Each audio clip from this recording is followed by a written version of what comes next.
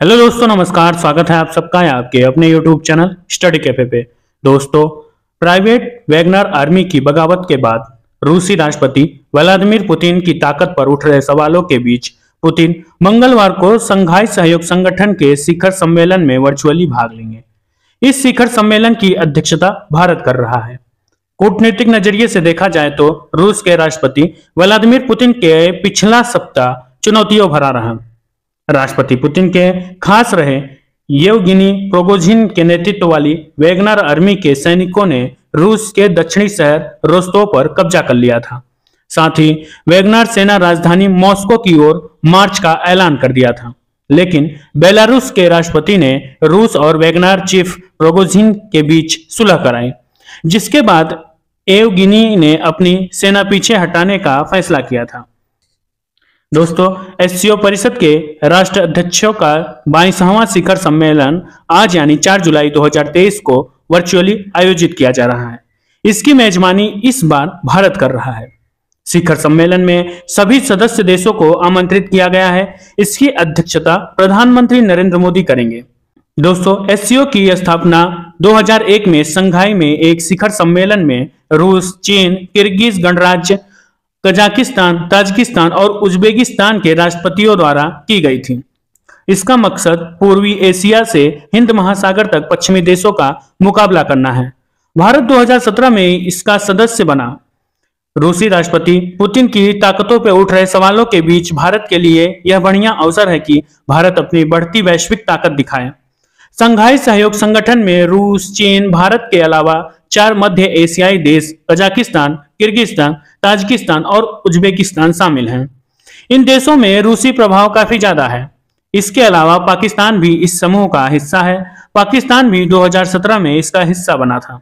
वहीं ईरान इस बार SCO group में शामिल हो सकता है। वहीं बेलारूस भी इसकी सदस्यता लेना चाहता है। वर्तमान में शंघाई सहयोग संगठन का फोकस सुरक्षा, आर्थिक सहयोग को बढ़ावा देने, आतंकवाद और मादक पदार्थों की तस्करी को रोकने और जलवायु परिवर्तन से निपटने पर रहा है। साथ ही एससीओ ने तालिबान के हाथ में अफगानिस्तान का सत्ता आने के बाद वहां की स्थितियों पर ध्यान केंद्रित किया है। लेकिन वर्तमान परिस्थितियों में रूस के लिए यह मंच पहले से अधिक महत्वपूर्ण बताया जा रहा है। रूस इस मंच से यह बताने की कोशिश करेगा कि पश्चिमी देश उसे अलग थलग करने में विफल रहे हैं। दोस्तों, विल्सन सेंटर के साउथ एशिया इंस्टीट्यूट के निदेशक माइकल का मानना है कि एससीओ की यह बैठक विश्व स्तर पर उन गिनी चुने बैठकों में से एक है जिसमें पुतिन को ताकत और विश्वसनीयता का प्रदर्शन करना होगा।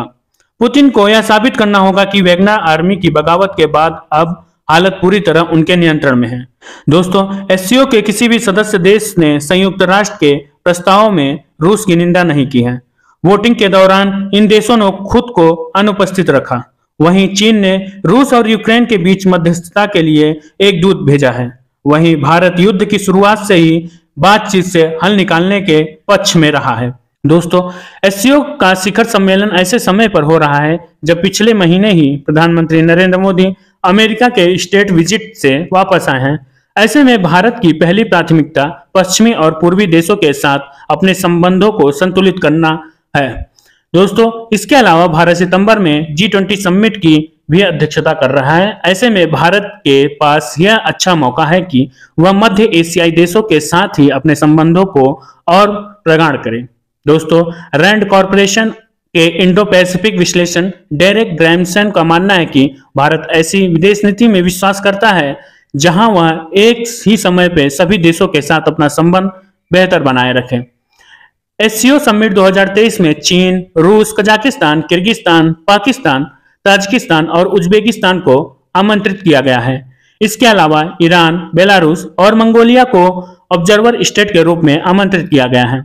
एससीओ की परंपरा के अनुसार तुर्कमेनिस्तान को भी अतिथि के रूप में आमंत्रित किया गया है। एससीओ बॉडी के 2 प्रमुख सचिवालय और एससीओ आरटीएस भी इस समिट में भाग लेंगे। इसके अलावा 6 अंतर्राष्ट्रीय और क्षेत्रीय संगठनों के प्रमुख भी आमंत्रित किया गया है। इनमें संयुक्त राष्ट्र, आसियान, सीआईएस, सीएसटीओ, ईएईयू और सीआईसीए का नाम शामिल है। तो thank you so much guys for watching the video. Like, share and subscribe the channel. Thank you so much.